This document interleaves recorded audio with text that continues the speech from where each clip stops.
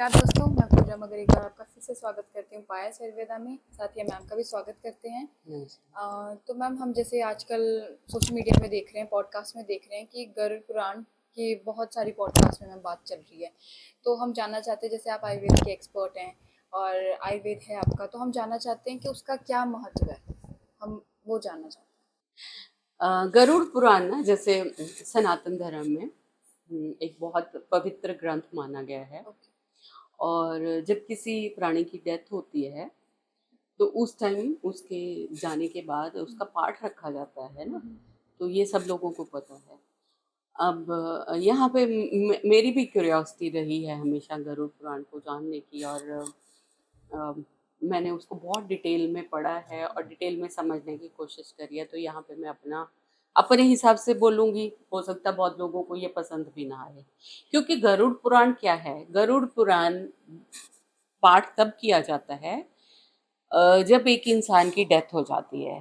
Death हो गई, ठीक है, और फिर हम बोलते हैं कि वो आत्मा वहीं पे 13 दिन तक रहती है ना, जब तक हम लोग क्रिया नहीं कर देते।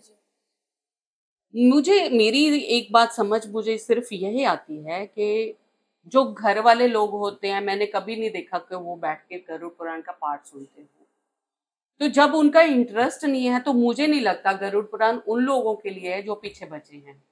गरुड़ पुराण उसी आत्मा के लिए है जो वहीं पे है अभी, और उसको गाइडेंस करने के लिए, उसको गाइड करने के लिए है कि क्योंकि अगर मैं आगे आयुर्वेद की बात करती हूँ तो वहां पे, या जितने भी मैंने सुने हैं, जितने पॉडकास्ट मैंने सुने हैं या जितनी मेरी समझ है, मैंने ये सुना है कि आत्मा खुद चूज करती है अपने पेरेंट्स को। तो ये जितनी लेसन्स हैं इसमें, जितने भी अध्याय हैं, वो आपको सब ये गाइड करने के लिए है कि भाई अब आपने जो गलतियां कर ली, ठीक है, आपने जो मिस्टेक्स कर ली वो तो हो गई। अब आपने जो नया जन्म लेना है उसके लिए उसको अवेयर किया जाता है। जो मेरे हिसाब से, जो मैंने इसको बैठ के बारीके से सुना है और जो मैंने पढ़ा है, क्योंकि इसमें सारी वो चीजें आती हैं जो हम लोग आयुर्वेद में पढ़ते हैं।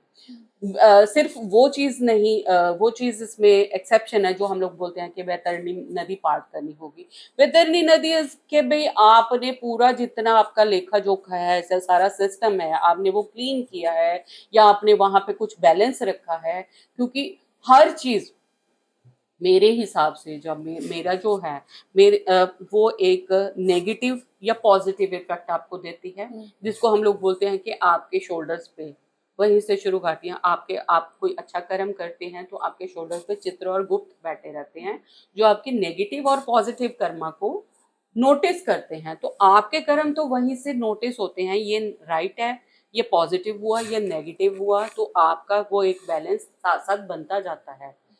और वहां पे जाके आपको ये बताया जाता है कि भाई अब तो हो गया, आप कंप्लीट हो गया आपका सिस्टम। अब नेक्स्ट आपने जो चूज करना है, वहां पे ये अगर आप काम करते हो तो उसका दुष्परिणाम ये है, आप ये कर्म करते हो उसका दुष्परिणाम ये है।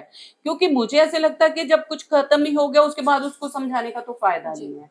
हम जब इतना तक मानते हैं कि गरुड़ के आत्मा सुन रही है और उसने नई गर्भ में उसने प्रवेश करना है और वो अपने माँ बाप को भी खुद चुनती है, तो इसलिए वो आत्मा के कितने जितने कर्म उस टाइम करे जाते हैं, वो उस आत्मा के लिए ही करे जाते हैं जिसका छुटकारा हो चुका है और जिसने आगे की जून में जाना है ना। तो वहां पे उसको बताया जाता है आपको ये कर्म नहीं करने। उसके बाद बताया जाता है कि जो हम लोग उसके लिए प्रेयर करते हैं, जो हम लोग उसके लिए जितना भी दान पुण्य करते हैं, मुझे ऐसे कई बार लगता है कि ये सारी चीजें हमें समझाने के लिए हैं कि हम आपके लिए ये पीछे जो फैमिली बच गई है आपके लिए ये सारी चीजें करेंगी जो आपको आगे जाने में हेल्प करेंगी।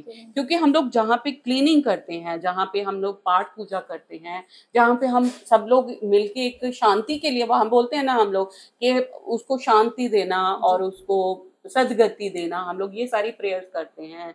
और जो पाठ पूजा करते हैं, जो ब्राह्मणों को भोज देते हैं, वो सब एक ही प्रार्थना होती है कि उसको सदगति देना और उसको इस किसी भी झमेले में नहीं फंसाना।